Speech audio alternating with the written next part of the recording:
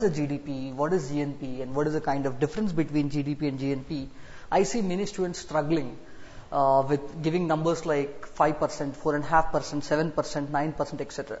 Please understand, whenever we are talking about these percentages, they are not actually measures of GDP by themselves, but they are actually percentage growth in GDP in that year as compared to the year before. Hence, whenever we say GDP, please understand it can't just be a percentage.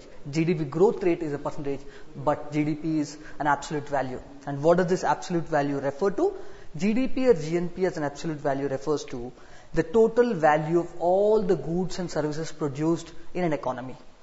In a gist, we can actually say it is the total value of the economic activity that is conducted in an economy. That could be considered GDP.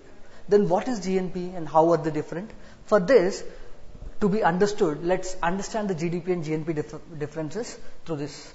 Excuse me, I'm not a great cartographer, but if I have to kind of put a map for the sake of our understanding, we have India and we have the entire world apart from India. Now, the economic activity with respect to India could be of three types. Indians making goods and services in India, foreigners or foreign companies making goods and services in India, and then Indians making goods and services in foreign nations. So these are the three sets of economic activities with respect to India. You can also have a set of activity which is foreigners making economic activity in foreign countries, which is not relevant to India, hence we are not considering that. As I said, GDP and GNP are nothing but the sum total of all the total economic activity that is conducted in an economy.